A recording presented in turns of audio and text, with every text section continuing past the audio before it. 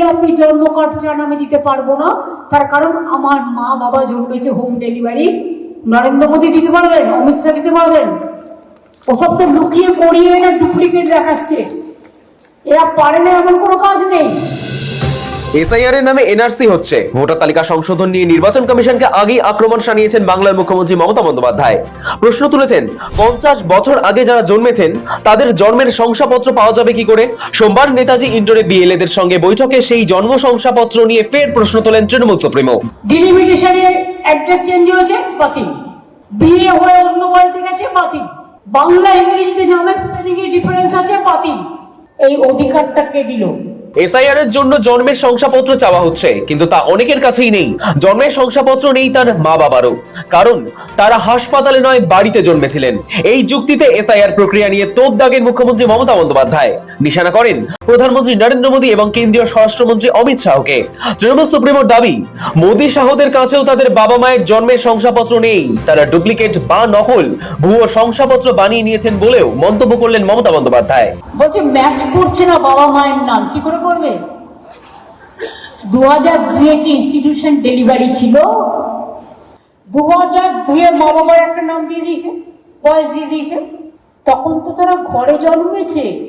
কত ছিল institution delivery rate? ওরা গর্ধ শক্তির দল, ওরা গর্ধবরা। তখনকার বাবা মার সার্টিফিকেটটা আপনি পাবেন কোত্থেকে?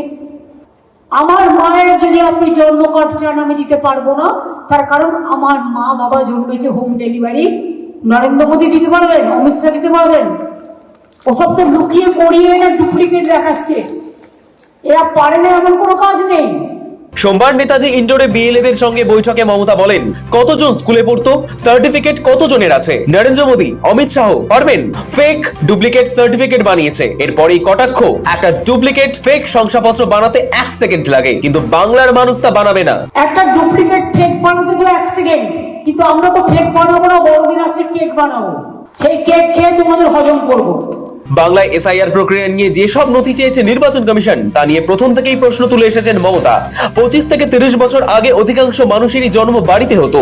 তখন হাসপাতালে জন্মের হার এত বেশি ছিল না, ফলে তাদের কারোর কাছে জন্মের শংসাপত্র নেই। তাদের পক্ষে কিভাবে এই ধরনের নথি জোগাড় করা সম্ভব, তা নিয়ে প্রশ্ন তুলেছিলেন মমতা বন্দ্যোপাধ্যায়। কমিশনকেও বিঁধেছেন মমতা। বলেছেন, একজন ভোটার 2002 সালে কোন ঠিকানায় ছিলেন আজ সেই ঠিকানায় নেই, থাকবেন কি করে? তিনি তো অন্য ওয়ার্ডে চলে গিয়েছেন।